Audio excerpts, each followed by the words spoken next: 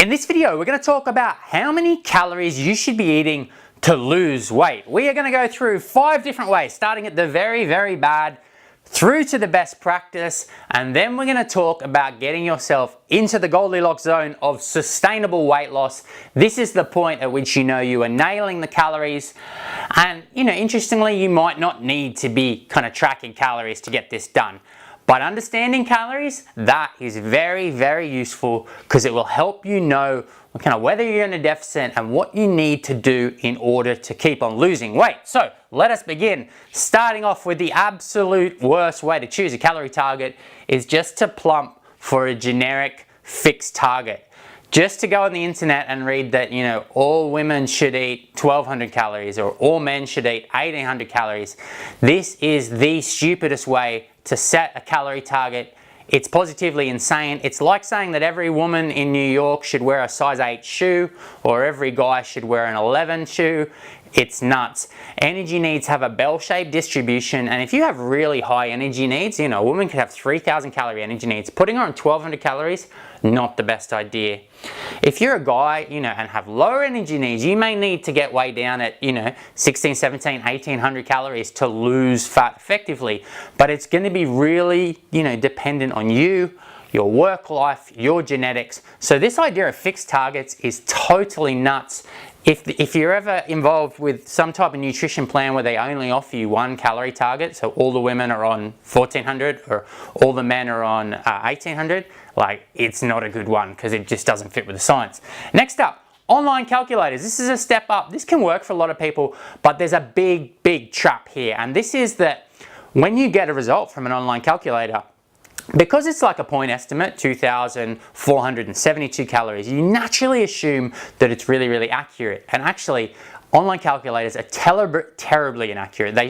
The number could be plus or minus 500 from what your true state is, possibly even more. Because basically, this is what they do. They take a pretty accurate estimate of your BMR, your basal metabolic rate, which is normally decent within kind of 10 to 20% either side of what your true number is. So it's a reasonable estimate, and then they multiply it by your activity level, which this is just a thumb suck. So they take a not very accurate number, and then they multiply it by a really inaccurate multiplier, and this can bring, it can be all over the place. And they'll apply a deficit and try and give you some number. But frankly, if you use an online calculator, it's a starting point, it's a first guess, and you need to, based on your results, make adjustments to that target that you've been given, because you can pretty much guarantee it's not right. It could be out by as much as 500 calories in either direction. So just be aware they are terribly, terribly inaccurate and should all come with some type of warning.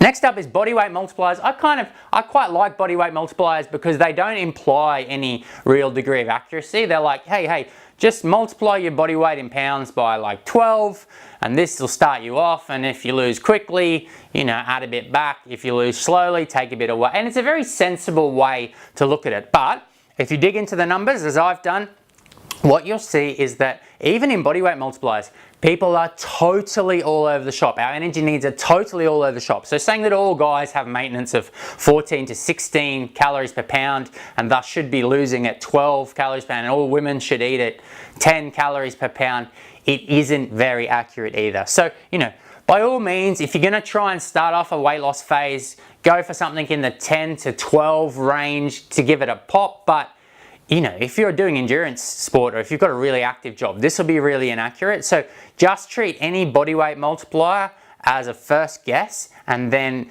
based on results, then you can kind of adjust. Now, an even better way, this is what people do in the physique world. If you've got the patience for it, if you're prepared to go this is the right way to do it because it'll save you tons and tons of time down the line, is to track your food first while your body weight is stable for 2 to 4 weeks at the start. This is how people do it before they start a physique phase.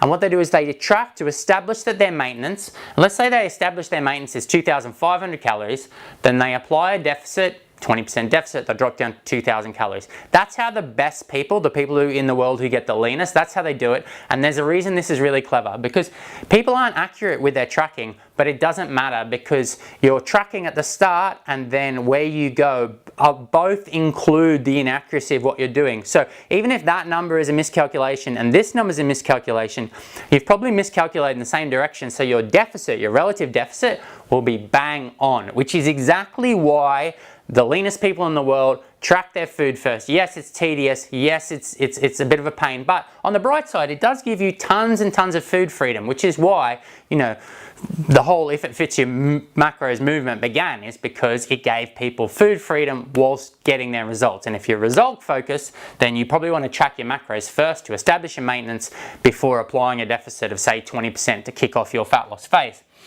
Then, best practice, adjust based on results.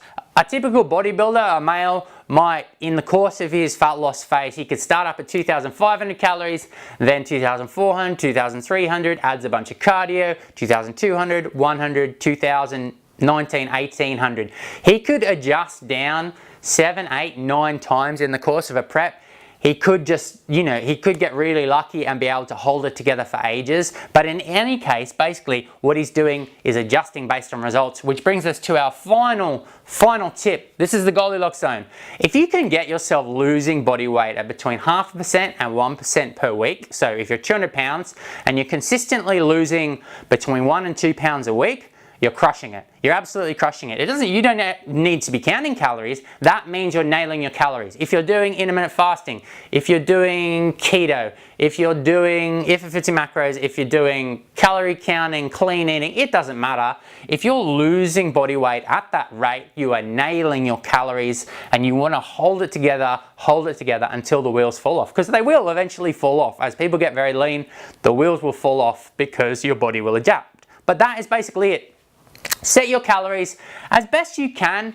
You know, yes, calories are annoying, but they do promote food freedom. So there's a good balance to be had. With my clients, I typically encourage people to track at the start just for 5 days, relax a bit at the weekend, and this gives us the joy, the benefits of tracking without all the psychological hacks of kind of focusing on food too much or focusing on counting too much. But that is basically it. Start with as best an estimate as you can go with. Just be really consistent for about a month is ideal. Very consistent with your food, and then if you're consistent, your body will tell you via the measurements, via your photos, via your weight. It will tell you what's happening, and you can make a really informed adjustment. But most people simply don't get through the phase of being consistent, so they can't make an informed view of what their calories are because they don't appreciate that the water weight is bouncing all over the floor. Okay, so that is us. Calories, a little bit annoying, very important, and give you food freedom. Next up, we'll be talking about macros, which is fundamental if you want to do some physique focused fat loss.